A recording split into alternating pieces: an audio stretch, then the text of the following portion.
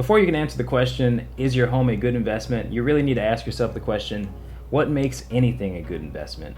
I could ask you the question, is a pile of manure in the back of a truck a good investment? If you're a farmer, you'll probably say, yeah, it's a good investment. If you're the average person, you'll say, why would I want a load of crap? The savvy investor, though, would say, how much income is it going to produce for me? What's it worth? What am I buying it for? That's going to tell you what effect it's going to have on your net worth. Anyways, let's get into this.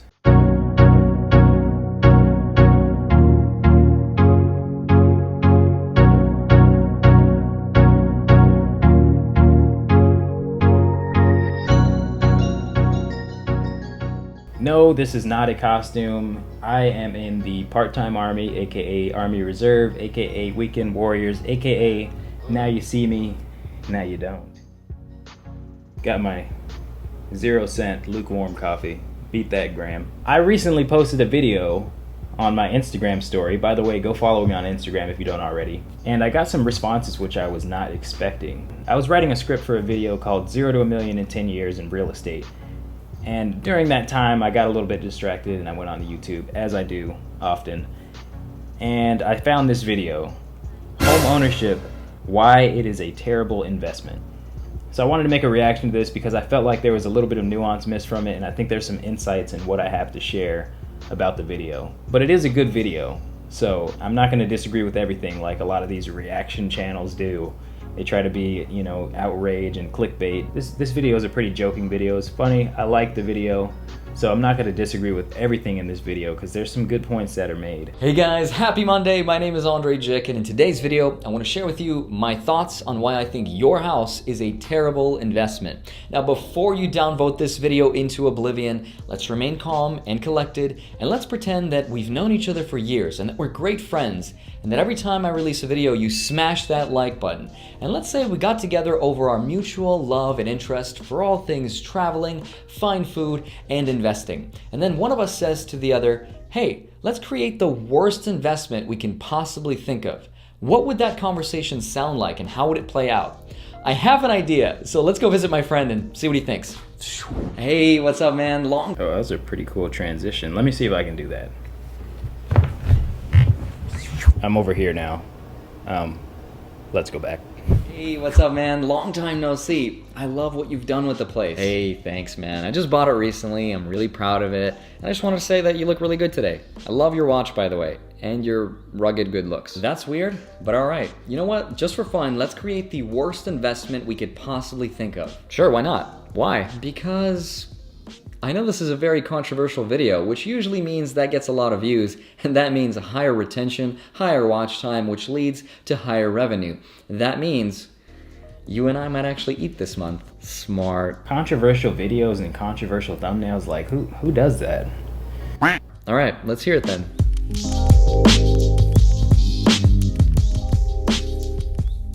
Okay, so first, it shouldn't be just one initial deposit of your money like any other good investment. No. If we do this right, it's going to require a lot of recurring payments and it's going to drain the cash reserves of its owner.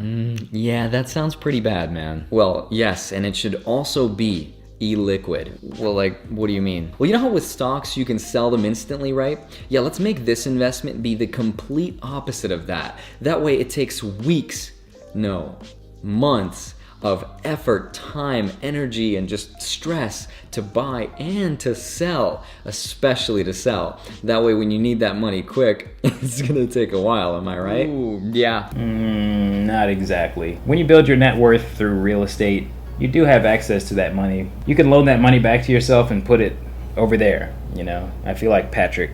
But anyways, you can do something called a home equity line of credit, and you can still get access to your money. There is some interest associated with that, so he's not completely wrong.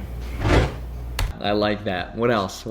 Well, it should also be very expensive to buy and to sell. Unlike equities nowadays, which are basically free to buy and sell because, technology. Love that. Let's make it outdated for no reason. I mean, nowadays there's apps like Robinhood, M1 Finance, Webull. They allow you to buy and sell and trade for free.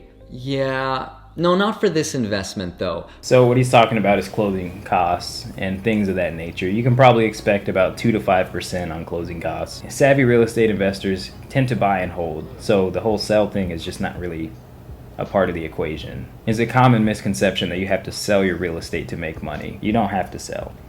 You don't. We'll add very high transaction costs, just for funsies, no reason at all. We'll say 5% on the commission on the investment for coming in and going out. Man, you are evil. But this can't get much worse, right? Oh, you wait, it's about to get way worse. Let's make it so that it's extremely complicated to buy and to sell their investment. But if anybody wants to get a slight leg up and get a little extra return, we'll charge them for a license. That way we can ladle on some extra fees, reports, and documents that we can charge extra for. You know what I mean? Yikes, man. How about the returns? How bad? 5%? Well, it should generate extremely low returns. Certainly no more than the government's ability to print and inflate the US dollar. It is true what he's saying about inflation. Inflation does help real estate owners. Just think about it. What does inflation do? Inflation raises prices. So if you own homes, if you own businesses, what do businesses and homeowners do? When the price of things goes up, they just raise their prices, right? And those prices are what's tied to real estate values and the values of those businesses. When inflation does happen, people that own these appreciating assets, such as businesses or real estate, you're going to be better protected. But okay, we'll give a few exceptions to those living in great booming tech cities to get people into thinking that it's the American dream and that anyone can make great returns anywhere at any time.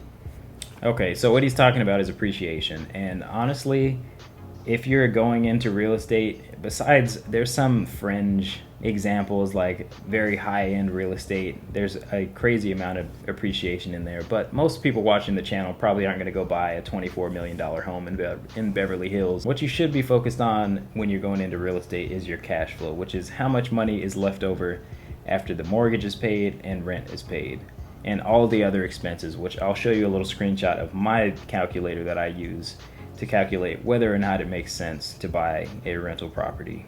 Counting on capital appreciation for your investments, it's actually something that's illegal in the financial services industry to tell people that they will get capital appreciation, which is the value of the thing that you bought going up. That's pure speculation. Oh, how can I forget? It should be leveraged.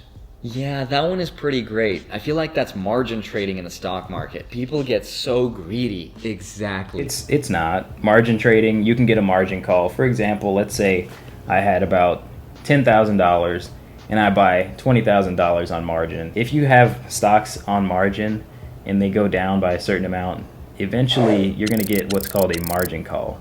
And basically your lender is going to tell you, give me money because the value of what you have is not enough for what we lent you. On real estate, if you buy something and then it goes down by half, the only reason why you should freak out and sell it is if you have to, foreclosed on, something like that. But that's an income issue. That's not a real estate issue. That could happen with stocks as well. You could buy a bunch of Amazon, then it crashes by half and you lose your job, and it would be the same situation. So it's not a real estate thing only. We'll get people to swallow those really low returns because when the price goes up, they're going to think they're a genius because leverage is going to magnify those little returns, and then people are going to think it's the greatest investment ever, only to forget that in their greed, leverage can go both ways, and just like you can make a lot of money, you can also be wiped out in an instant. Unless life circumstances force you to sell it, you don't have to lose money because you don't have to sell it. If you don't feel like you can handle, for whatever reason, the value of what you bought going down, say you're close to retirement, maybe don't do a speculative investment on real estate. You don't lose money until you sell something. People are always going to need somewhere to live. Yeah, that's true. People only look at the positives when it benefits them. Sure, and it should also be mortgaged. That's one of the beautiful things about leverage. We'll get people to pay interest on that loan. We will get people to pay interest on that loan. Just not me. Somebody else is going to pay the interest on that loan. It's called a tenant. Productive. I mean, it shouldn't produce any products or ideas or services. It should just sit there idly and not even pay the owner dividends or anything like that. Now you're talking. So he's right here. Most people's house does not pay them. Most people own a single family home. They don't have roommates. They don't have multifamily, for example, like a duplex, triplex, fourplex, where they can rent out the other rooms. But other people have positioned themselves in a way that their house does pay them. Some people get paid to live where they live, or they just live there for free, which that's great too. And while we're at it, let's make it be the complete opposite of diversified. In fact, let's make it just stuck to one specific geographical location. That way, only a handful of specific group of buyers will ever exist for it. And in some cases, and sometimes, no buyers at all. Oh my God, that's so mean. Oh, we're only halfway there, dude. Imagine this. Its fate will be tied to one country. How about one state? One city? One town? No, I got it. One man. Just kidding. It'll be one neighborhood. Imagine how risky that would be. A violent gang moves in next door, a factory nearby closes, or the local government goes crazy with taxes. There's risk everywhere. If you're invested into a business, their product could be banned. Look at things that happen to Facebook. Look at Google. Look at Altria. Look at Tesla with their solar business. I mean, even look at a safe company like McDonald's. They got sued for making hot coffee. Can you stomach it? That's the question.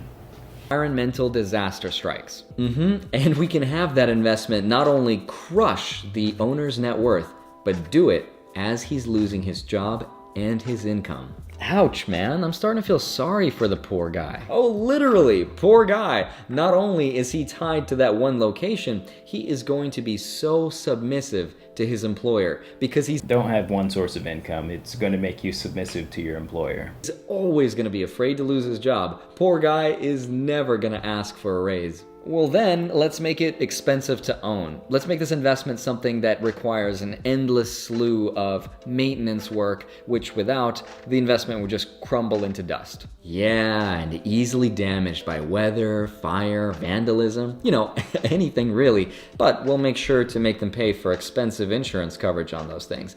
But if anything really bad happens to their investment that's gonna damage it beyond their control, like acts of God, you know, we won't cover that at all. Don't worry, we'll make sure that part of the contract has extra tiny font so they won't notice. But if they do notice, we'll just make them pay extra for it. Facts. What about taxes then? Oh, it should be taxed a ton, I would say. In fact, let's involve our local and state governments, and why wait to sell the investment to get taxed on it? Let's make this investment taxed every single year, and if it goes up in value, we'll raise their taxes. And lower them when it goes down? Nah, don't be silly. This investment shouldn't be something they'll ever own anyway. And since we gave the power to the government to tax this investment every single year, owning it should be something like sharecropping. That way we'll let them do all the peasant work and all the maintenance and the upkeep and the work and all the costs associated with owning it. And as long as they pay their rent, I mean taxes, we'll just let them stay in it. Unless, of course, we want it back. Oh yeah, that's right. We can make it subject to eminent domain. Yup, in case we decide that instead of getting our rent money, taxes, we would just rather take it away. And finally, it should be something that leads to stress, more divorce, and of course be impossible to divide. Wow, that is one horrible investment, man. Like, who would ever buy something like that?